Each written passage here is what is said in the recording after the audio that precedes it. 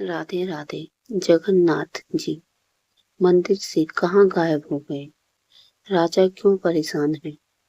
ऐसी मान्यता है जगन्नाथ मंदिर में जब भी पंडित भगवान जगन्नाथ को भोग अर्पित करते तो वह अपनी हथेली में थोड़ा सा जल भरते और यदि उस जल में भगवान की परछाई दिखाई दे जाए तो माना जाता था कि प्रभु ने भोग स्वीकार कर लिया।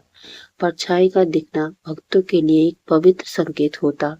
एक बार 19वीं शताब्दी के अंतिम वर्षों में जन्माष्टमी के पावन दिन पुरी के राजा स्वयं भगवान को भोग चढ़ाने के लिए आए, लेकिन उस दिन जल में भगवान जगन्नाथ की कोई परछाई नहीं दिखी, जिससे राजा हैरान रह गए और मंदिर के पंडित और सेवक भी चिंतित हो उठे।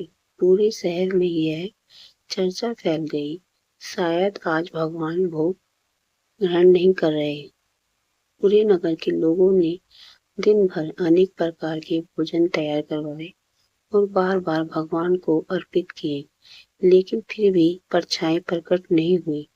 इस अद्भुत घटना को देखकर राजा का मन अत्यंत व्याकुल हो गया और उन्होंने दृढ़ निश्चय किया कि जब तक इस रहस्य का कारण नहीं जान लेंगे, तब तक वह स्वयं भोजन नहीं करेंगे।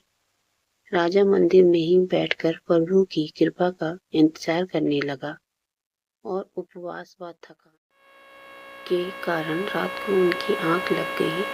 उसी समय भगवान जगन्नाथ ने सपन में दर्शन देकर कहा, राजा धीरज, आज मैं मंदिर में नहीं था।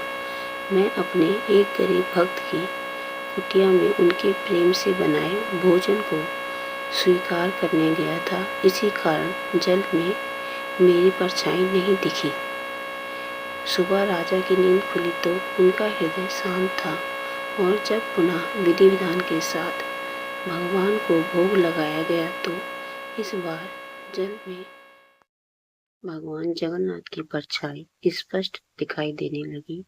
तब सभी को यह बोध हुआ कि भगवान के लिए धन या शान नहीं, बल्कि सच्ची भक्ति ही सबसे अधिक महत्वपूर्ण होती है। राधे राधे। जय जगन्नाथ।